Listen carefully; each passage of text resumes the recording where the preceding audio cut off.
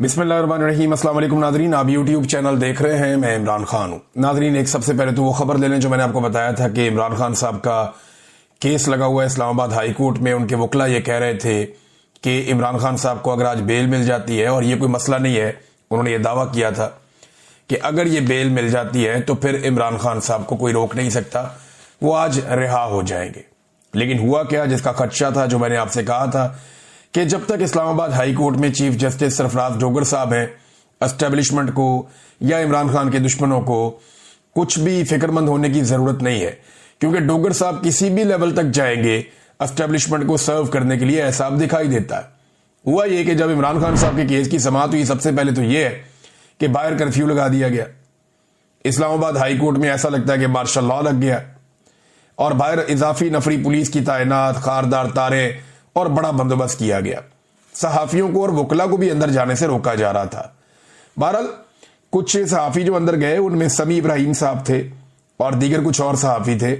वो वहां पे अपना वीलॉग रिकॉर्ड कर रहे थे। जब वो अंदर अपनी खबरें देने में मसरूफ थे तो अमला आ गया और सिक्योरिटी वालों ने आकर उन्हें कहा कि जनाब, आप यहां पे रिकॉर्डिंग नहीं कर सकते। अब ये अदालत के बाहर वाला एरिया है, अहाते के तो अंदर है, सिक्योरिटी से अंदर है, लेकिन ये अदालत का वो एरिया है जहां पे नॉर्मली रिपोर्टर्स खड़े होकर अक्सर बातचीत करते हैं और ये एक रूटीन है। वहां पे उन्हें कह दिया गया, जी आप यहां पे काम नहीं कर सकते। उन्होंने कहा, क्यों नहीं कर सकते जी? एसपी साहब का हुक्म है। उन्होंने कहा, जी एसपी साहब तो नहीं, यहां पे तो अदालत है, तो यहां तो जज साहब का हुक्म होगा। जज साहब ने कह दिया यहां कोई काम नहीं कर सकता। तो एक अजीब मार्शल लॉ लगा दिया गया। इसी हाई कोर्ट से इमरान खान साहब जो साबिक वजीर आजम है, उन्हें इसी अहाता अदालत से जबरी तौर पर अगवा किया जा सकता है। रेंजर्स वाले आके वो ये कर सकते हैं, लेकिन मीडिया यहां पे कवरेज नहीं कर सकता। ये मार्शल लॉ है और कुछ नहीं है। हुआ ये, जब समाज शुरू हुई तो पाकिस्तान तहरीक इंसाफ को बड़ी उम्मीदें थी, तो तहरीक इंसाफ को लगता था वो बात आज बन जाएगी। लेकिन पता चला कि जी प्रोसिक्यूटर अब बीमार है, और प्रोसिक्यूटर जो बीमार है ना, उसने कोई मेडिकल रिपोर्ट भेजी ना कोई और चीज भेजी, बस अचानक बता दिया जी प्रोसिक्यूटर बीमार है और वो नहीं आ सकता। नॉर्मली ये होता है कि बीमार हो तो जज एक आधे दिन की, 2 दिन की तारीख दे देता है कि ठीक है भाई कल आके पेश हो जाए, नहीं तो अपनी मेडिकल रिपोर्ट लेकर आए, नहीं तो फिर आप उनकी जगह किसी और को बोले वो पेश हो जाए। सरकारी है ना, तो सरकार का काम नहीं रुकता होता है। एक प्रोसिक्यूटर बीमार है, दूसरा आ जाता है। लेकिन पता चला जनाब के प्रोसिक्यूटर बीमार है, और उसके बाद इस बीमारी की बुनियाद पर जज साहब ने कहा, जी आज तो समाअत नहीं हो सकती। तो हम आपस में मशवरा करते हैं, मशवरा करके 5 मिनट में आपको बताते हैं आप करना क्या, अगली तारीख कौन सी है। तो वहां जो रिपोर्टर तो मौजूद थे, बाकी सबको लगा कि 1-2 दिन की तारीख दे देंगे जज साहब, बहुत ही कोई गेम डाल दी तो 3-4 दिन की, 5 दिन की दे देंगे। लेकिन जस्टिस डोगर साहब अंदर गए और चेंबर में जाने के बाद जब तारीख दी तो मशवरा करके उन्होंने बताया 16 अक्टूबर। आज क्या है, 25 सितंबर। पहले ही ये केस 8-9 महीने के बाद लगा है। 8-9 माह के बाद लगने वाले केस को एक मरतबा फिर एक लंबी तारीख दे दी गई, 3 हफ्तों की। ये है जनाब इस्लामाबाद हाई कोर्ट में इंसाफ की सूरत हाल। अगर कोई रिटायर्ड जर्नैल आ जाए ना, तो 24 घंटों में ऑन डिमांड, यानी मनपसंद फैसला इंसाफ की सूरत में यह अदालत मुहैया कर देती है। अदलिया ऐसा लगता है कि दुकान की तरह काम कर रही है, जहां पे मुनाफा देखा जाता है, जहां नफा और नुकसान देखा जाता है कि जनाब जिस चीज में नफा है वो कर दो, जिसमें नुकसान होता है वो ना करो। और एस्टेब्लिशमेंट की गुलामी के साथ जजेस ऐसा लगता है काम कर रहे हैं। बड़ी बदकिस्मती है ये बात करना, लेकिन ये बात हो रही है। तो मैं आपको बता रहा हूं, इमरान खान साहब के ऊपर देखिए ना, एक और मामला भी है। ये सिर्फ एक केस नहीं है। जो तोशा खाना में इमरान खान साहब की बरीयत की दरखास्तें हैं, वो अब मुकर्रर की गई 7 अक्टूबर तक के लिए। यानी बरीयत की दरखास्तें 7 अक्टूबर तक के लिए मुकर्रर कर दी गई। वो इमरान खान साहब ने और उनकी वाइफ ने पहले किया हुआ था कि ये केस रोके, इसमें तो बरीयत बनती है, लेकिन वो 7 अक्टूबर। यानी अब हमें जो एक टाइमलाइन मिल रही है वो ये बता रही है कि 7 अक्टूबर से पहले पहले इमरान खान और बुशरा बीबी को सजा सुना दी जाएगी तोशाखाना 2 में। उसके बाद 7 अक्टूबर वाला मामला भी इधर उधर हो जाएगा, और अगला केस कौन सा आ जाएगा? वो आ जाएगा अलकादर वाला, जो लग जाएगा इस्लामाबाद में हाई कोर्ट में, और फिर उसके अंदर इमरान खान साहब को बेल दे दी जाएगी। लिहाजा इमरान खान साहब को अंदर रखने का पूरा बंदोबस्त पाकिस्तान की मिलिट्री एस्टेब्लिशमेंट ने किया हुआ है। इमरान खान साहब की जो वीडियो लिंक पे समाअत होती है ना, उस हवाले से भी एक डेवलपमेंट है मेरे पास। अब ये देखें आपके हालात कहां पहुंच गए हैं।